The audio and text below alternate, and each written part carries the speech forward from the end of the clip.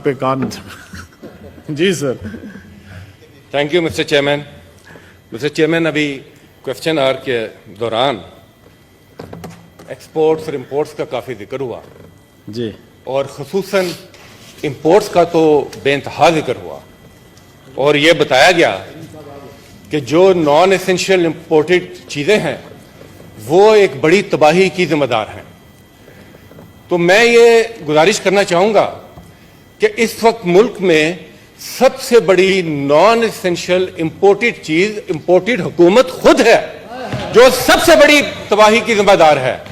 ये इंपोर्टेड हुकूमत अगर इससे जान छूट जाए तो मैं समझता हूं कि शायद हमेशा के हमारे बाकी मसाइल आसानी से अदा हो जाएं। और इसी इंपोर्टेड हुकूमत के खिलाफ और मईशत की असल बीमारी को समझते हुए इमरान खान की कॉल पर पूरी कौम आजादी मार्च में सड़कों पर निकली। जनाब चेयरमैन, पूरी कौम खैबर से लेकर कराची तक तहरीक इंसाफ के कारकुन नहीं, पाकिस्तान के पाकिस्तानी बाशिंदे निकले और उसके मुकाबले में ये जो तरीकाकार आपने देखा, इनका जो तजर्बा है, इन्होंने अपने तजर्बे को भरपूर इस्तेमाल करने की कोशिश की। और इनका तजर्बा क्या है? इनका तजर्बा है मॉडल टाउन। मॉडल टाउन में जो इन्होंने तजर्बे किए थे, इनने कोशिश की कि उन तजर्बों को बरूए कार लाएं। लीडर ऑफ द अपोजिशन जब खड़े, प्लीज ना बोले इस तरह। लीडर ऑफ द हाउस जब खड़े हो, कुछ एहतराम रखें इस हाउस का, प्लीज। मेरी गुजारिश है आप लोगों से जी। मॉडल टाउन के तजर्बे को सामने रखते हुए इन्होंने पूरे पाकिस्तान को इन्होंने मॉडल टाउन बनाने की कोशिश की। मॉडल टाउन बनाया, पूरा पाकिस्तान कंटेनरों का कब्रिस्तान नजर आ रहा था उस दिन।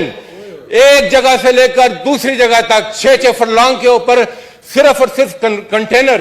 जनाब चेयरमैन, ये कंटेनर ज़हनियत को, आजादी के जज्बे को, नजरिए को ये नहीं रोक सकते।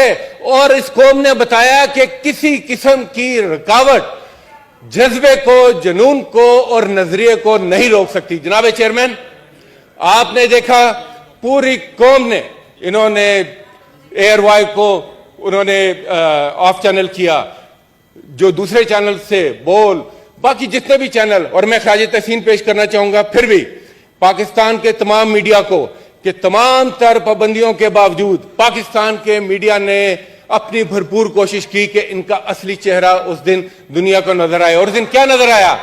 उस दिन क्या नजर आया सर? कि इनके गुल्लू बटों ने तनहा नहीं, पुलिस की मईयत में, पुलिस के साथ मिलकर जिस तरीके से गाड़ियों से लेकर लोगों तक गाड़ियां तबाह की, लोगों को निकालकर तशद्दुद किया, शहादतें हुई, लोग यहां पर इंजर हुए और इन्होंने फस्तायत का वो बाजार गर्म किया कि पाकिस्तान की तारीख में उसकी नजीर नहीं मिलती। इन्होंने पार्लियामेंटेरियंस तक को नहीं बख्शा। ये हमारे साथ हमारे एजाज चौधरी साहब बैठे हैं, पूछे इनसे कि इनके साथ, और आप जरूर इनको आज फ्लोर दें, ये खुद बताएं ये अपनी दास्तान के इनके साथ क्या हुआ। जनाब, इस हाउस में की एक खुशकिस्मती है कि एक बड़ी शख्सियत अल्लामा इकबाल के पोते वो इस हाउस के मेंबर हैं। पूछे उनके हाउस में, उनके घर में अल्लामा इकबाल की बहू से पूछें कि चादर और चार दीवारी के तकद्दस को किस तरह पामाल किया गया। और कल नेशनल असेंबली में उसी जगह पर खड़े होकर प्राइम मिनिस्टर साहब कहते हैं कि ना कोई चादर चार दीवारी की खिलाफ वर्जी हुई, ना कोई गिरफ्तारी हुई, ना ही किसी के घर गए। ये उसी जगह पर खड़े होकर उन्होंने कहा जहां पर किसी वक्त एक और साहब ने खड़े होकर कहा था, हजूर ये हैं वो जराए जिनसे ये सारे मामलात हुए। तो ये जो झूठ की तारीख है, इतना झूठ मत बोले कि झूठ के भी कांपे टांग जाएं। मत बोले इतना झूठ कि अब झूठ की भी कांपे टांगना शुरू हो गई हैं। जनाब चेयरमैन, लाहौर से लेकर इस्लामाबाद तक, इसी तरह जो अटक का पुल है उससे ऑनवर्ड। आपने इमेजेस देखे होंगे, हमारे मेंबर पार्लियामेंट साबिक वफाकी वजीर हमाद अजहर के आप इमेजेस देखें, आप उमर अयूब के इमेजेस देखें। यहां पर इस्लामाबाद के अंदर सर, यहां पर लाठी से शुरू होते हैं, यहां पर रबर की गोलियां चलाई जाती हैं और टीयर गैस के नाम पर जहरीली गैस चलाई जाती है। उस जहरीली गैस का शिकार पूरे इस्लामाबाद के मकीन हुए हैं, पूरे इस्लामाबाद के मकीन उसका शिकार हुए हैं। उसके बाद बेबुनियाद मुकदमात कायम किए गए।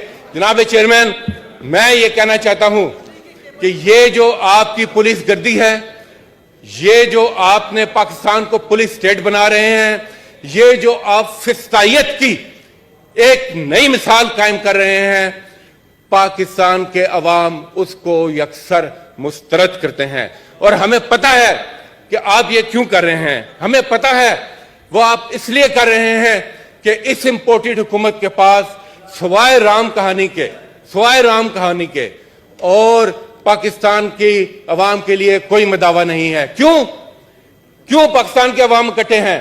कि उनको पता है कि उनके मफादात का तहफ़्फ़ुज़ कोई इंपोर्टेड हुकूमत नहीं कर सकती, और वो देख रहे हैं कि ये इंपोर्टेड हुकूमत कर रही है। ये सबसे पहले अपने आकाओं के मफादात का तहफ़्फ़ुज़ कर रही है, उसके बाद ये अपने मफादात का तहफ़्फ़ुज़ कर रही है, और अवाम के लिए तोहफा है पेट्रोल बम का। जनाब चेयरमैन, यहां पर आपने मईशत के मुतालिक बड़ी बड़ी बातें सुनी। यहां पर हम मईशत का सवाल किन से कर रहे हैं? जिन्होंने मुल्क को इस हाल पे पहुंचाया माशी हवाले से, वो जवाब देंगे। यानी कि 30 साल सर, 30 साल हुकूमत करने के बाद, बर्बादी की नई दस्ताने रकम करने के बाद, अब वो दोबारा डॉक्टर बन रहे हैं, कह रहे हैं कि हम ठीक करेंगे।